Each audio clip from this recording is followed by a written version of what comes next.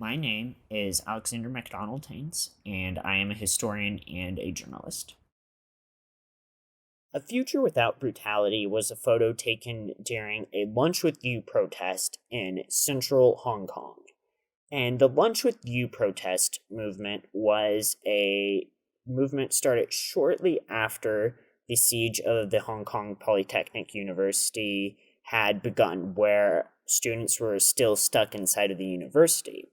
And a large group had gone out in Central to protest, and they were promptly tear gassed. And these were bankers and a lot of different just businessmen that had not gone out to support the protest elsewise. So a bunch of men and women came together and organized this movement so that people who did not want to do a lot of the front line protesting could still show a way to support the students on a daily basis. And they would show up in Central and build Lennon Walls. They would sing a lot of the Hong Kong chants. They'd sing Glory to Hong Kong. And it was a movement that really caught wind. And while it did not always catch the police attention, it sometimes did. This particular photo is very emblematic of one of the key demands of the Lunch with You protest was to end police brutality.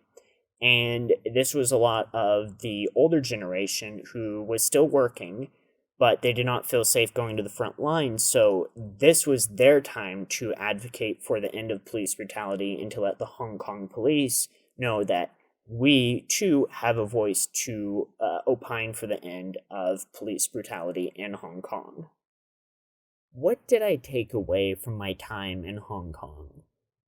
That's a very complicated question that I have a very hard time answering. Because while I research and I study a lot of political movements, it's a very unique movement. And it's going to be hard-pressed to find anything like it in history or anything like it that will occur again.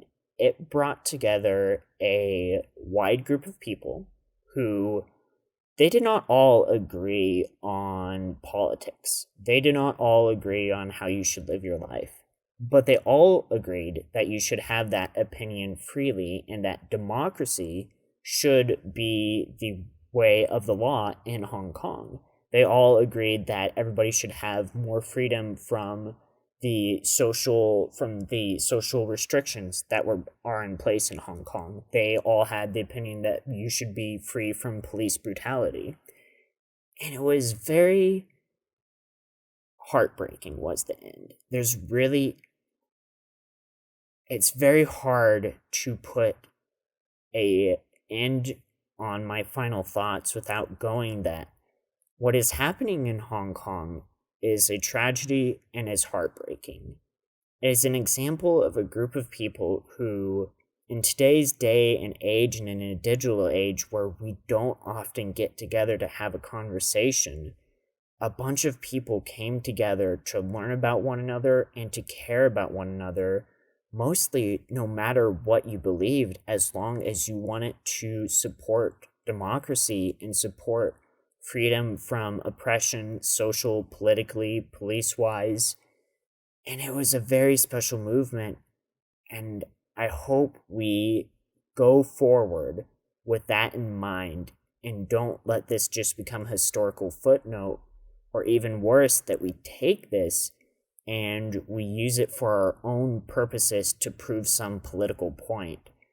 Hong Kong should not be about scoring political points to prove some narrative that you have.